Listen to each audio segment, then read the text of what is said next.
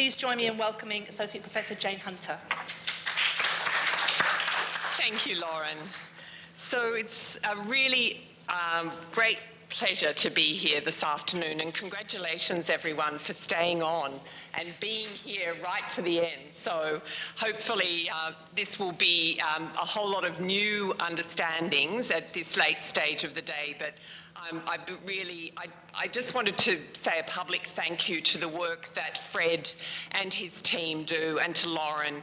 They work relentlessly. I mean, this work is just inspiring in terms of the way that it offers all sorts of teachers, all sorts of schools, leaders and beyond, in partnership with universities, the opportunity to learn more professionally.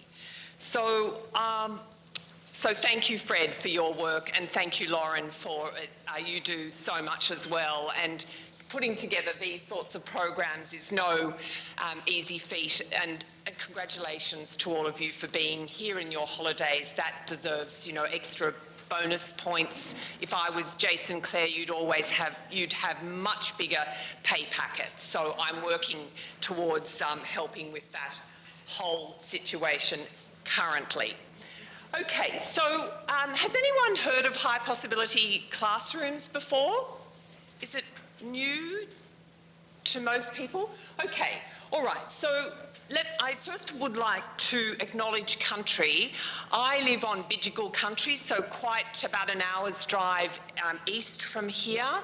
That land was never ceded, and it's what is the home right on the coast of lots of women who collected and gathered and ate and fed their families from the rich resources that the coast provides. So I also wanted to publicly say that the Voice to Parliament has been launched, and as educators in all our different places, I believe we have a real duty to ensure that Voice to Parliament gets up. So as teachers, we have to be aware of the broader political context of our work, and many of you would have Indigenous children or have taught Indigenous children in your classes, workplaces and so on. So this afternoon, what I'm going to share with you is some findings from my new book. Now, this was three studies that were conducted over 4 years. And it's contained in this book. So doing it in half an hour is going to be quite an interesting challenge. So I just need to keep my eye on my analogue watch here. So I've left my mobile at the back of the room. That's okay. So I want to essentially, and this is, I think, quite brave in many ways, this is a call to action for you as teachers of STEM to do things differently. Now, I am from the humanities. I did high-level maths and science to the HSC. I've been around education for far too long as a classroom teacher, teacher educator, worked in policy, worked for Della Bosco, Bob Carr, and worked in 3 different universities. So I like to think that I've walked on both sides of the road, and I've always been a great advocate for teachers. So what I'm saying here then is that we can't keep teaching, and I would imagine that all of you who are here today tackle teaching STEM in a very different way. But I go into many schools where it's textbook driven, and essentially the teaching and learning hasn't changed a lot, especially in the high school space. And I was just saying to our speaker from Anstow before that how are we going to get teachers into maths and science and the STEM disciplines if we don't have those young people wanting to do those subjects right from the get-go once they start school, choosing those options, those high-level options towards the end of their time at school, and then going on to pursue those careers. So I will, I guess, challenge you throughout what I'm going to say this afternoon to be thinking about, well, how can I do things differently? I'm assuming, as I said before, that because you're here, you probably already do. And some of the things that you are going to hear me share with you this afternoon, you probably think, well, gosh, I do that, and I do that. And that's fantastic, because out of that research over 4 years came a new, what I'm calling, it's not a framework, it's a set of guidelines. And that's what I'm calling high possibility STEM schools. Now, that's not to say that you have to have all of those things in place, but if you're going to recharge the way in which STEM is done in your school, then you need to be thinking about some of the findings that came out of this research. So those 10 directions are what I'm calling a blueprint, and I'm going to talk about those in detail as we go through. So, as I said, my latest book, I also have, if you can follow me on Twitter, Jane Hunter 01, if you do that, and it'd be lovely to be able to follow you back, and also my High Possibility Classrooms website, which has a lot of really useful resources, blog material, interviews, a whole range of materials, so you can also have a look at that at your leisure. So I guess what I'm saying to you this afternoon is that we are at a bit of a crossroads in education. On Friday, I've actually got a one-on-one with Jason Clare's office. Now, I do a lot of work in the political spaces, separate to my university work and my day job, if you like, and so I was able, through a whole range of different channels, to get the opportunity to speak one-on-one with Jason Clare's senior advisor. I've been in that kind of role myself in the past, but not for some time. So I want to talk to that advisor about the shortage and what things need to shift. And that itself would be a whole half an hour conversation. So we're not going to go there this afternoon. So we are at a crossroads. I better get that little gif off because you'll all be going cross-eyed on the crossroads. Okay, so we're in a tricky situation because we have the shortage, and it's not only New South Wales, it's across Australia, it's across the world. And it's not going to get better. And I look at the young people that I hopefully inspire to go into classrooms. I've actually been out on prac supervision for the first time in about 10 years since I was at Sydney University, where I did 3,000 kilometres over a 4-week period, and I used to say to my colleagues, I can go for my cab driver's licence, that like they do in London, where you've got to, those scooters follow around and you follow a map and you have to be able to do it off the top of your head. Those cabbies in London are quite something else. So I thought that I could do that in Sydney after that experience of prac supervision. So that was really interesting for me to see what's at a different space in schools, because I'm in schools all the time. I'm working currently with a school not very far, a big high school, brand new high school not far from here, and another school on the Central Coast, which is a primary school. So I work at the elbow of teachers, get my hands dirty, teach the odd lesson, as well as do the research, collect the data, and so on. So we've had, it's been a tricky time, to say the very least. With COVID, we've had natural disasters, and we're actually looking down the barrel of another wet summer in Australia, and goodness knows what that will bring to all of us and to those schools. So it's a very challenging time to be a teacher. And sadly, some of my very recent graduates, and that's just me anecdotally, who started in classrooms full of excitement for being in a secondary school, have already left, never to return. 2 of them out of 16. So they didn't even want to have the conversation, and yet we had a really good relationship through the course of their studies. So that sort of gives me goosebumps when I hear that kind of, I'm just not doing it. So, and that's just one story. Okay, so the pandemic then has shone a spotlight on the relationship between schools and as social institutions.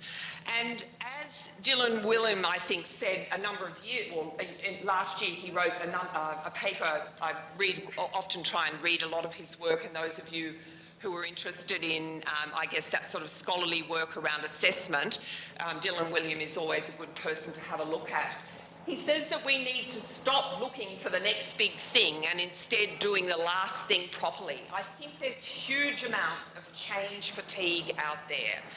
It's another syllabus. It's, oh, well, that review came out, but nothing is actually unfolded with regard to that. So we do another review. Oh, it's teacher education's fault, and so on. This is a new innovation. We're going to reduce the syllabus content down. We're going to just focus in on fewer outcomes. Well, what happened to all of that with NESA? It's in a hiatus. So we need to be thinking about what we can do in our own classrooms with our own teams in our schools. That's where we can make that difference, and that's where we can get that professional satisfaction. The bigger meta issues, I think, sometimes are too big. And so if we can focus on making a difference for those people in front of us, then that's, I believe, what really counts.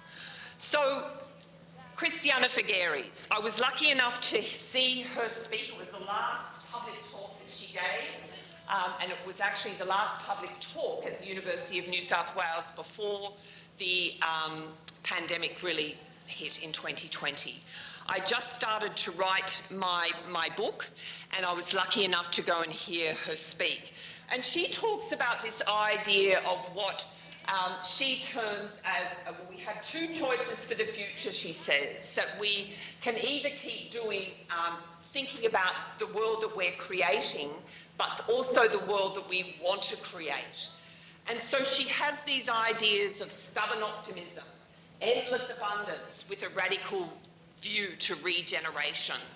And I just thought, when I was listening to her, she spoke about this book called Range.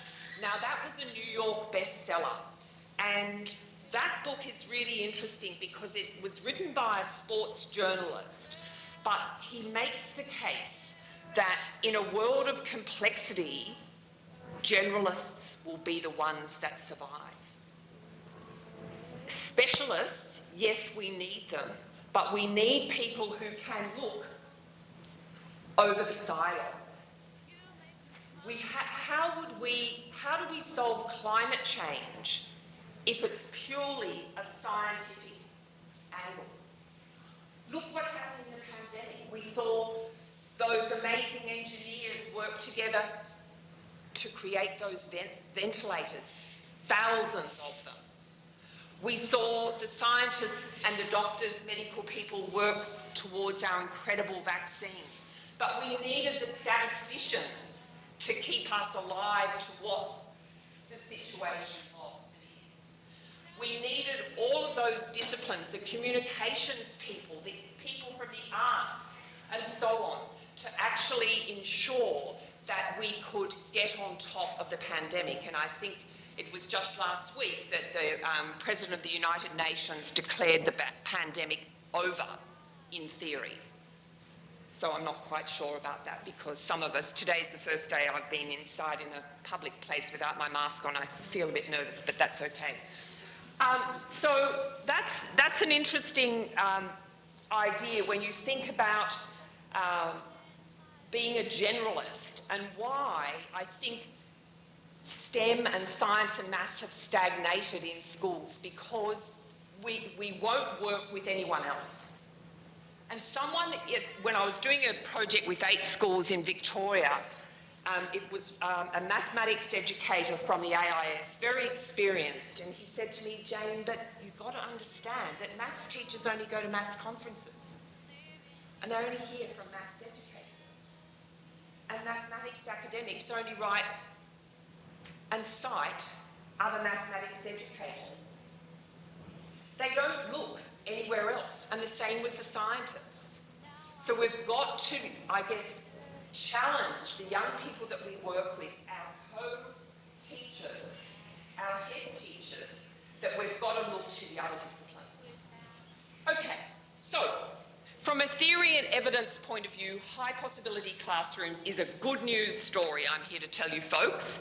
So this was work that I originally did leading up to 2013, and it's been published, peer-reviewed, validated, not only just within the concept, within the STEM disciplines, but in a whole range of other discipline areas as well.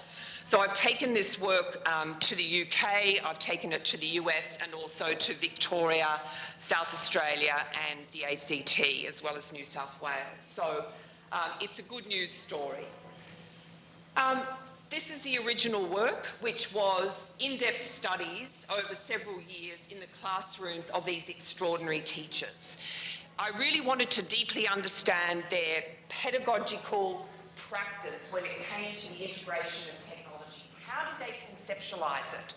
So what came out of that study in those classrooms from stage 1 to stage 5 were 5 conceptions. And underneath those 5 conceptions sit 22 pedagogical themes and student learning strategies. So that is the high possibility classrooms framework that I've used to drive work that I've done in schools, but more recently the STEM work to bring those disciplines together, and you can read more about that. Okay, so let's get on to the main event. Okay, so what I would like to share with you this afternoon, I guess, is the work that's in the book. And this is a study. These are 3 studies conducted in 14 schools. So 2 smaller studies over a shorter period of time and a much larger study over 18 months. And they were all about building teacher capacity to integrate STEM. I actually think we need to have, I'd go further than Manuela, is it Manuela who was here with the STEM Academy, and actually talk about integration with a capital I, and throughout my book it has a capital I. So these studies took place in high NESB schools, some of our most multicultural schools in Australia, high poverty schools not very far from here, and highly urban schools, which was the much longer and larger study. So what I really wanted to have a look at is it possible for teachers to actually reach this level of transdisciplinarity? So integration is one thing, multi-discipline STEM is another, so is this idea of interdisciplinary STEM, but transdisciplinary is the most hardest to achieve. And there were very few teachers in all of those studies that were able to get to that point by the time those research projects finished. So, but what's interesting and why I took this angle is that some of the world's leading STEM people like Richard Teese, Teitler, Bybee, these are names that Emma Johnson, Maxine Green, who's one of my favourite education people, she's a philosopher. So all of these people were saying that we've got to do STEM differently. And so it's what their argument was, it's not so much the content is important, but the pedagogy has to shift. It has to shift. So Bybee, one of the leading science educators in the world, said this. Russell Teitler, another Professor Emerita, done amazing projects, not only at the school level, university and so on, but was calling for a change in pedagogy. And so that's where somebody like myself, who's had a sort of a great interest in what does great classroom teaching look like for well over 30 years, took up that gauntlet, I guess. So it is, as Julianne was saying, it's this idea of big questions, significant problems and complex ideas. So all of these teachers engaged in a variety, but often inquiry-based processes. So, and I agree with Julianne's point about questions, and so I work as the academic partner to support that question asking, because it's not so much the questions, it's how do you plan integrated learning sequences? A lot of teachers get locked into this one activity, another activity, another activity. And so across a day, it's not sequential, it's not related. And so for many young people, they're not really certain what is it that the teacher is saying that I need to learn. How will I know I've got there? And how will you as the teacher know that? And what am I going to do to support them to understand those big concepts and those big ideas? Okay, so this is a new paper which is a systematic review of integrated STEM instruction, and you can see that underneath that sit not only problem-centred the integration, but inquiry forms a large part. That's a really great paper that I found more or less towards the end of when I was writing my book, but it was the culmination of a lot of work. And it's interesting that Finland, and I know Finland, and that's, you know, Pasi Sahlberg and all of that, Finland's a very different cultural context, but Finland has no disciplines as of this year in their schools. So they're moving to what they call a phenomena approach to teaching and learning. So they've got rid of the silos completely, which is really interesting. Okay, so let's have a look at this work then. So what I did was I worked with 5 schools in the very first project, the non-English speaking background. There were 3 schools that were designated high poverty, very disadvantaged contexts, and the last project, the much longer project over almost 18 months, was in 6 schools. And that took place across 4 years. And now these were all invited studies.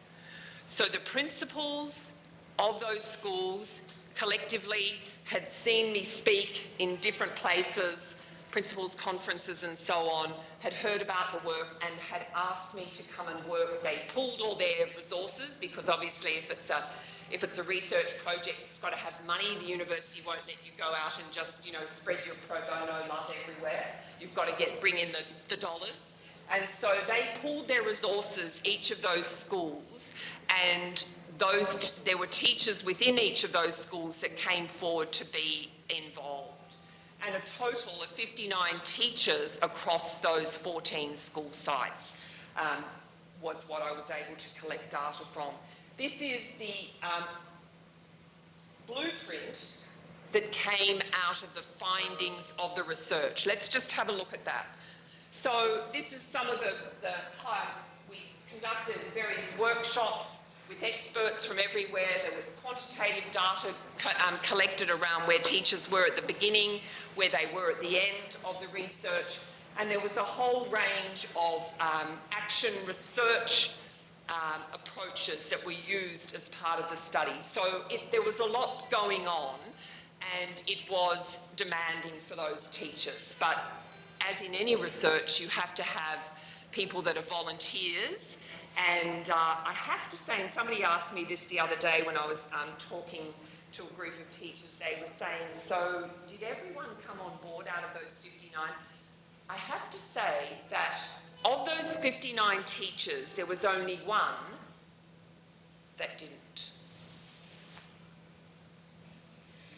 in the interviews, in the meetings. She was there.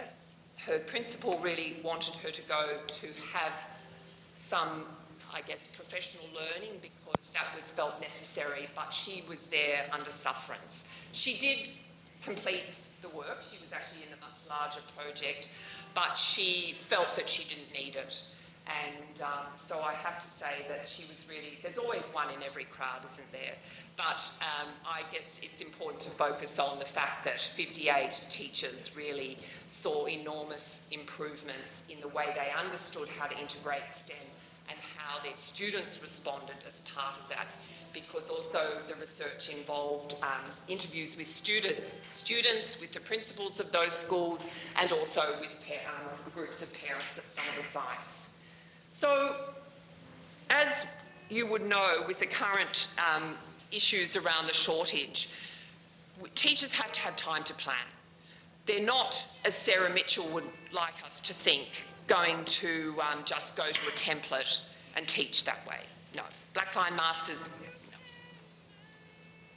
So this idea of just providing a set of resources or a set of templates to teach is just not, that's our professional practice. We're bowerbirds, we take a bit of this, we take a bit of that, we learn this, we take that, and it all forms part of our practice. But they have to have time to plan. And I have this saying, it's called planning hard to teach easy. So if you do all the planning up front, the weeks roll out over the term, and because you know where you're going. One of the things that is common in the work around these kind of student-centred agentic projects where young people are given charge of their learning. They're not, as John Hattie would say, a free-for-all. Inquiry, he's very critical of inquiry. Inquiry-based learning is actually highly structured teaching to be unstructured. And it's tiring because you need, it's almost individualised, working in teams, working with those groups, and it's demanding teaching. So it may not be something that you do all the time, it may form part of the year that you focus in this regard. So there was a lot of data collected across all of those projects, as you can imagine. Interviews, observations in classes, student focus groups, and also involving parents, the workshops, I had amazing experts that would come in from UTS who knew about sustainability. I worked with the Institute of Sustainable Futures. I had the wonderful Vanessa Carota, a wonderful STEM educator who knows about whale snot and how the gut health of whales along our east coast and beyond. So there were lots of different people that shared their expertise into this academic partnership that they forged with myself and a small team of researchers that were assisting with the data collection. So what did I find? So across these classrooms, when teachers are building their capacity, they think about 10 major things. And that came through in the data, and so the majority findings of what has been reported in the blueprint. So the first part of that, and I'm just going to go to my notes here because I don't want you to miss anything, is the first of the 10 directions is prioritising integrated STEM learning in your school. And so that means that we need to be thinking about personally consequential learning that gives young people educational experiences across a range of disciplines. But also, engineering is interesting because there's a bit of that in science outcomes. So remember, the teachers were working with the syllabuses and they were combining those into a number of different templates. That they were using design-based challenges, they were using inquiry templates, and a lot of that detail is in various appendixes in my book if you're interested. So that will give you, I guess, a framework from which you could work and experiment. But they certainly were using integrated STEM and they were drawing in conceptions from the high possibility classrooms framework. So that was prioritised in their school, and obviously the principals had invited the academic partnership, so they were on board with it. Now, in the third research project, middle leadership was really important. Now, there's a lot of work going on at the moment in middle leadership across Australia, in New South Wales, the Institute and so on. But the middle leaders, I just wanted to go back to the point about engineering. Engineering is not just, I digress for a moment. Let's just think about engineering because it's not, in the US, there's been a really interesting, very large 300-word plus report done, which I use quite extensively in my book. that talks about a much bigger place for engineering, because a lot of schools are doing engineering, but it's really around making or having labs and so on. It's not really engineering. But, you know, Questacon in Canberra have got marvellous engineering courses, and there's the Institute in the US, which is really leading the world in those fields. So I would invite you to have a look at that work, and great courses, and I've done a couple of myself through the BIE and also through Questacon. So, but engineering is still, certainly in the schools where I was conducting the research, is really still about making and taking some of the outcomes from science and maths that have those engineering principles. Okay, so middle leadership.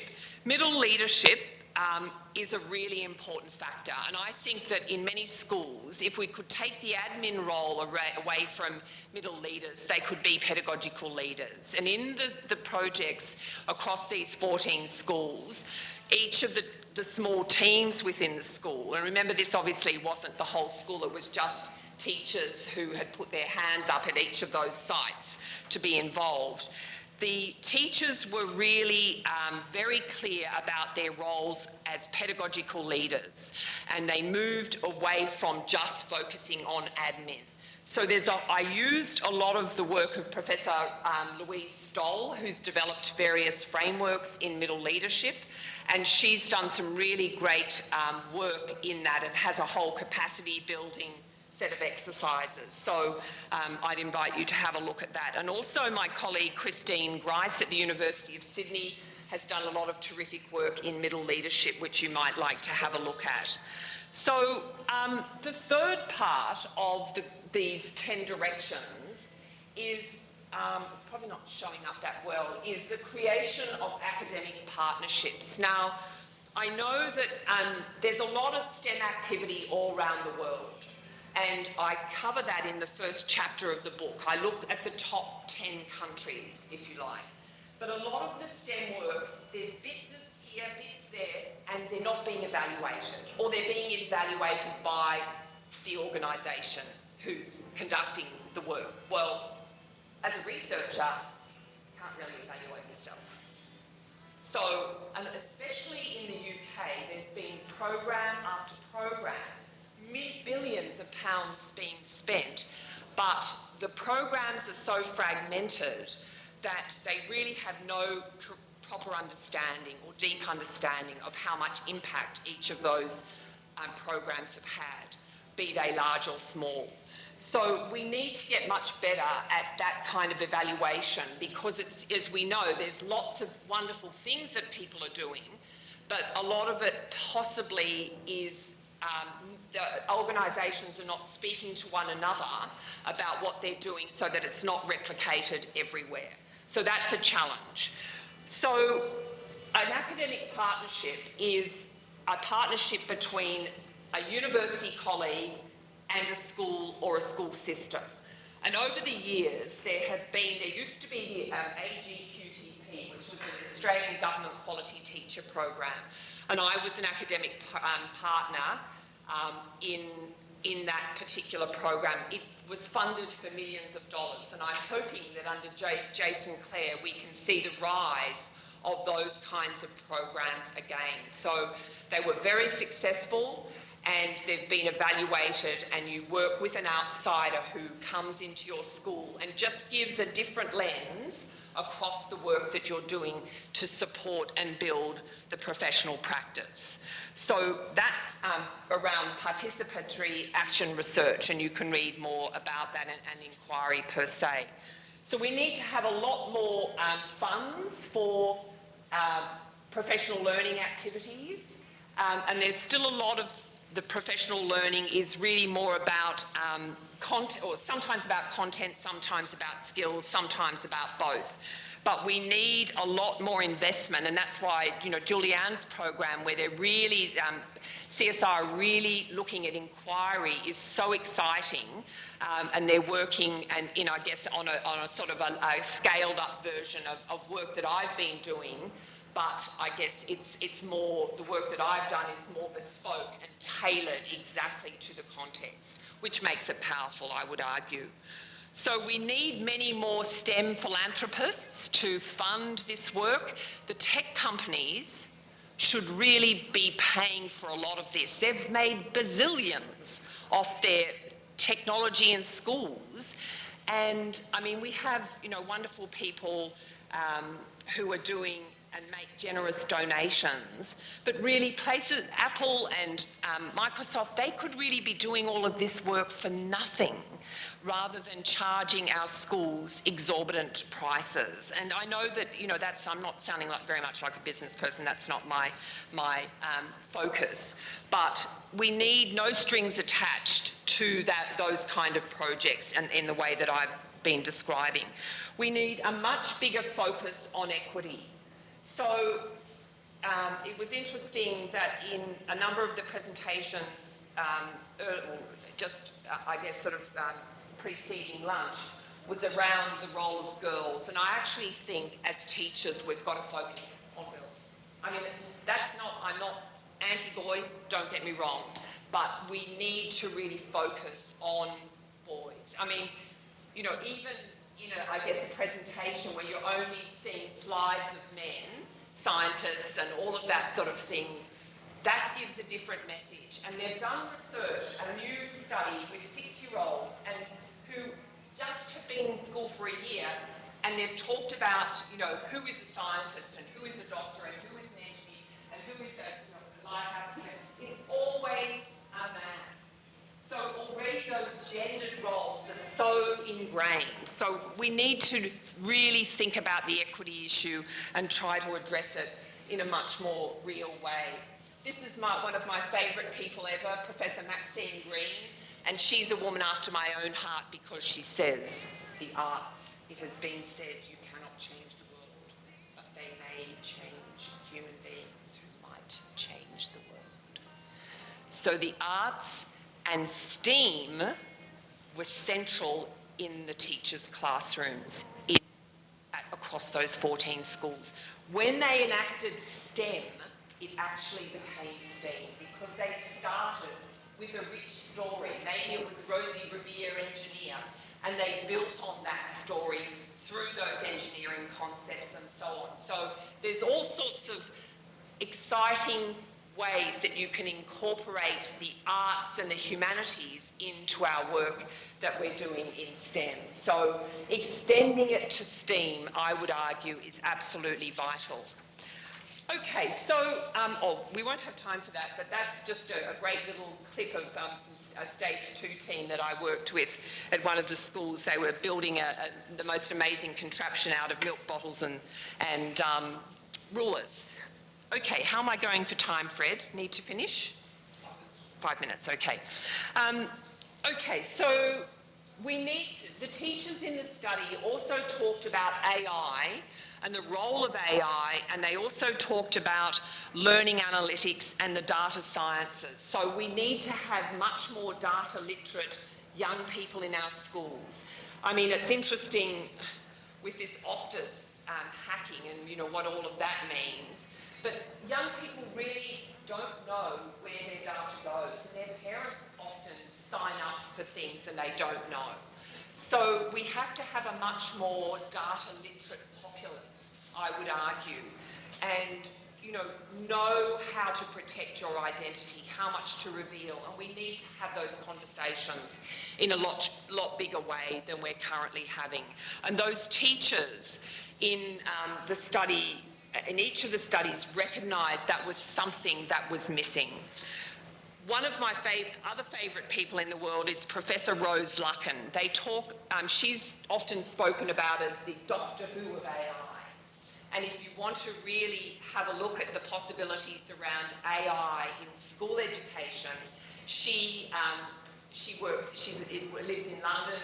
She's a professor at University at UCL, and she has done such amazing work and written such wonderfully accessible pieces around AI in school education and how you can incorporate that in your work in STEM.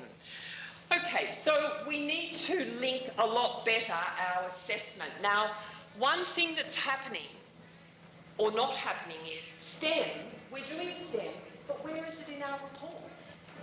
it's left to a comments line. I don't know if that's the same at your school. Is it left to just a line of comments? Or is there a real place to actually report on STEM? Because in the 14 schools that I was working in across that time period, there was no place that was purely STEM. That's changed in those schools and their timetables are different, but that certainly was not evident. Perhaps in your school it has a much bigger place, but we need to think about that. And the last two areas that came through in the research after the data analysis was the use of contemporary learning spaces. This provides exciting opportunities, big classrooms, big spaces. How do I use them effectively?